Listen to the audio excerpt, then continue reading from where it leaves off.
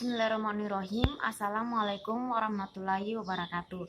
Perkenalkan, nama saya Di Febri Chandra Dewi dengan NIM A1J1180007.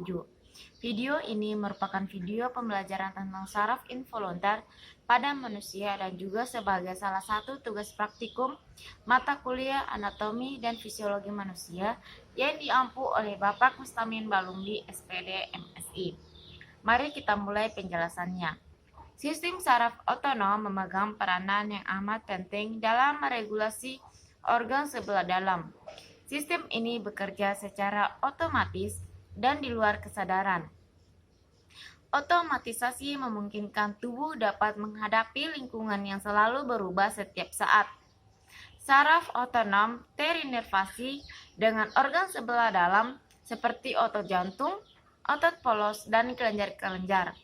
Sistem ini meregulasi tekanan dan aliran darah, motilitas saluran pencernaan dan sekresinya, suhu tubuh, saluran pernapasan, metabolisme, mikrorinisi, refleks pupil mata, dan akomodasi, sekresi kelenjar-kelenjar, termoregulasi, dan masih banyak lagi. Saraf otonom terdiri dari saraf simpatik dan saraf parasimpatik. Preganglion saraf simpatik pendek dan berasal dari grim mater, tulang belakang, dan meninggalkannya melalui ventral, sedangkan preganglion saraf parasimpatik berasal dari batang otak dan bagian sakral, kemudian menjulur keluar dan bersinapsis dengan ganglion yang dekat dengan organ sebelah dalam. Yang pertama itu mata. Pada saraf simpatik, letak ganglionnya berada di paravertebral dan bekerja dalam pupil mata dan relaksasi otot siliaris untuk pandangan jauh. Sedangkan pada saraf parasimpatik berada di saraf kranial 3 dan bekerja dalam kontraksi pupil mata dan otot siliaris untuk pandangan dekat. Yang kedua itu kelenjar submandibular dan sublingual. Pada saraf parasimpatik berada pada saraf kranial 7 dan 9 dan bekerja dalam menstimulasi cairan ludah. Sedangkan pada saraf simpatik bekerja dalam pencegahan pengeluaran cairan ludah. Yang ketiga itu paru-paru.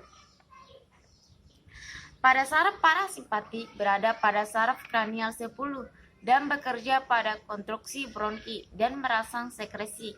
Sedangkan pada saraf simpatik berada pada paravertebral dan bekerja pada bronki. Yang keempat itu kelenjar keringat atau kulit. Pada saraf simpatik berada pada paravertebral, bekerja untuk memproduksi keringat. Sedangkan pada saraf simpatetik bekerja dalam menurunkan ekspresi keringat. Yang kelima itu jantung. Pada saraf parasimpatik bekerja di saraf kranial 10.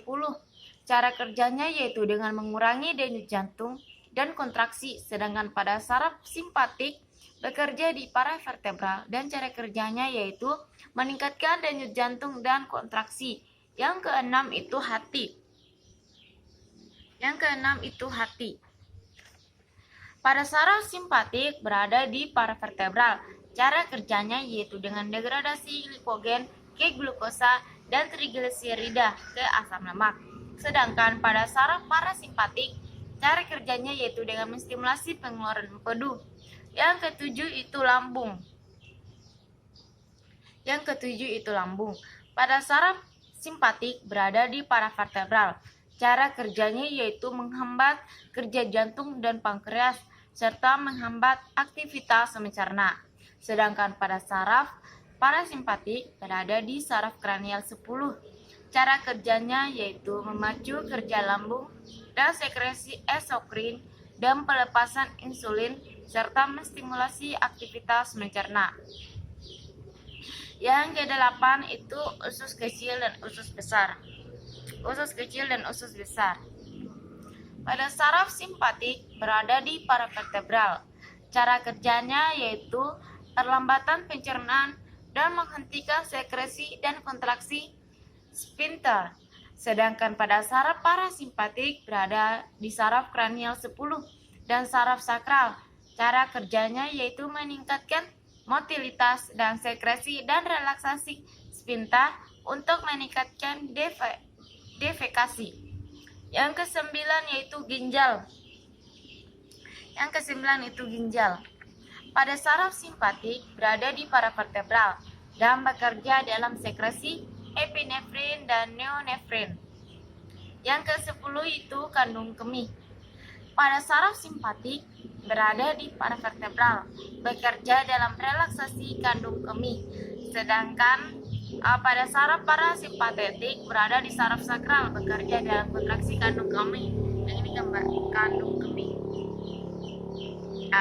Yang ke-11 itu genital. Pada saraf simpatik bekerja dalam menghambat aktivitas genital. Sedangkan pada saraf simpatetik berada di saraf sakral, bekerja dalam ereksi dan stimulasi alat kelamin. Itu saja penjelasan pada video praktikum kali ini. Video pembelajaran praktikum kali ini, lebih dan kurangnya mohon dimaafkan. Saya tutup dengan ucapan